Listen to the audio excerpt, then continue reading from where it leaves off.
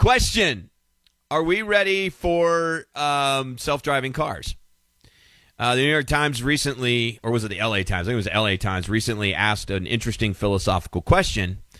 If a kid chases a ball into the street and they get out in front of a self-driving car, will the self-driving car swerve, even if it means that the passengers will be injured? For instance, Mercedes-Benz has said that its HAVs, its autonomous vehicles, will be programmed to prioritize the lives of its occupants. Which means that, if your kid runs out in the street and the car has a choice between the occupants of the car and your kid's going to get run over. So we thought through these things because do we want a machine making those kinds of decisions? Not that a human always makes the right decision, right? But do we want the machine making those kinds of decisions sort of arbitrarily, sort of programmed into the system? And that's kind of a scary thought. So the thought becomes, are these autonomous vehicles, are they going to be kind of getting out in front of a lot of legal risk? Google is soon going to join hands with the auto alliance that makes up Nissan, Renault, Mitsubishi to develop autonomous taxis, according to International Business Times, and other services for various global markets. Joining me now is Quentin Brogdon. He is a lawyer, a legal expert, and he's looking at this issue. And Quentin, I wonder if there's not a lot of guys in your business that are kind of rubbing their hands together thinking we might have ourselves some big ticket money, lawsuits in the very near future. Good morning, Leland.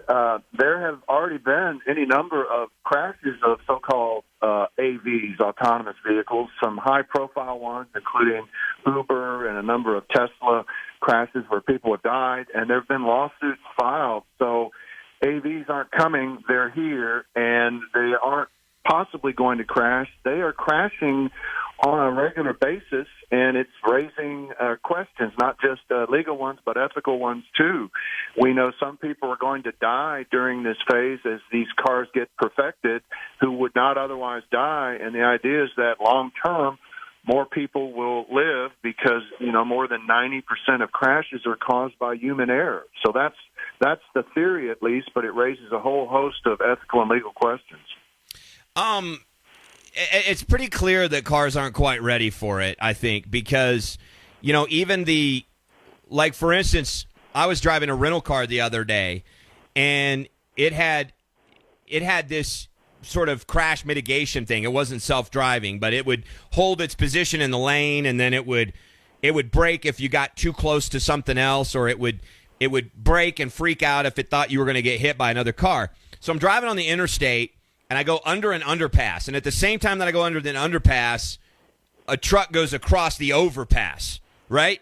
The car freaks out and tries to slow me down. I'm driving on the interstate, 75 miles an hour, and the car tries to slow me down thinking I'm going to get hit from the side.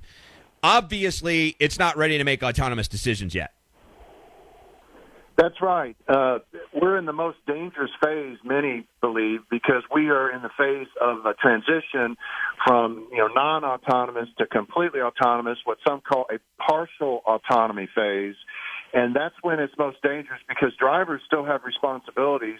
These systems aren't perfected. They use onboard computers and GPS systems. And by the way, people think a GPS system can drive one of these cars. A GPS system's only accurate to within a few feet. It's not accurate enough. So they have to have radar sensors, light sensors. There's a whole bevy of sensors and systems. And what could go wrong? What could possibly go wrong with that kind of, array of sensors? Lots. They don't always see well, these cars, when there's bad weather and when they're tricked like yours was. And they don't always think well. They make assumptions about the actions of other drivers and their environment. And when those assumptions are wrong, such as in your situation you just described, or they see something incorrectly, yours is probably a combination of both. Seeing and thinking problems have caused these to crash. There was a Tesla that ran up under a trailer and basically decapitated the driver because it assumed the trailer that was stopped across the path of the Tesla was a fixed object, a bridge or something. Instead, it's a trailer, and the Tesla ran right up under it. Yeah. It seems inevitable that we're getting these things, but like you've pointed out, why are we not hearing about a lot of the accidents that you mentioned? Is the media covering that up because they would rather see, the electric car or the self-driving car revolution or whatever. I don't know. I mean, what is the reason why we're not hearing a lot about this? Well, some of them have gotten quite a bit of traction and media coverage. Others have not.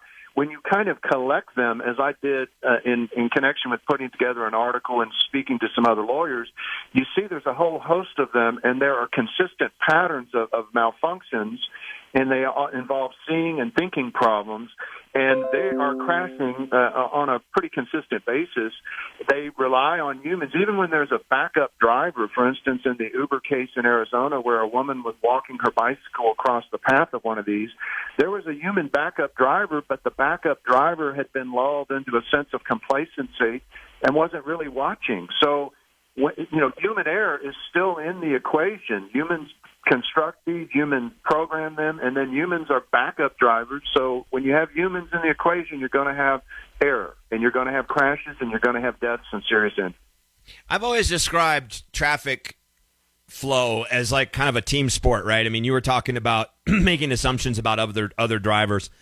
There's something about, like, when everybody gets out on the road, road rage aside, there still seems to be sort of almost like a quasi-telepathic connection between everybody that's driving on the road. It's like that guy slows down, you get over, this guy lets you in. There's kind of a sort of a flow to it, a teamwork aspect of it. I think self-driving cars ruin that. Absolutely. I mean, think about the danger potentially a human driver would pose if that driver always went the speed limit, always obeyed every traffic law, and always assumed that every other driver on the road would do the same thing. That driver would be dangerous because you have to assume and presume not everybody you're around is going to follow all the laws. And some of the early programming of these made assumptions that were unrealistic, that every driver would yield when they were supposed to. Well, there was a crash involving a bus where the bus didn't yield, and the AV system, the computer onboard software, assumed it would, and maybe it should have, but it didn't, and you have a crash.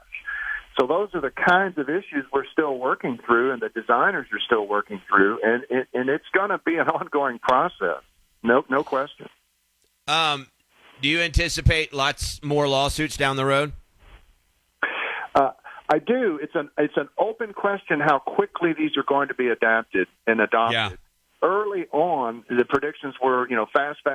Now, some of the more recent predictions are less optimistic. Insurance companies, by the way, are having essentially emergency meetings about this because if these AVs are adopted very, very quickly and if they greatly reduce auto accidents, then what does that do to the cost of insurance? How much should it be sold for?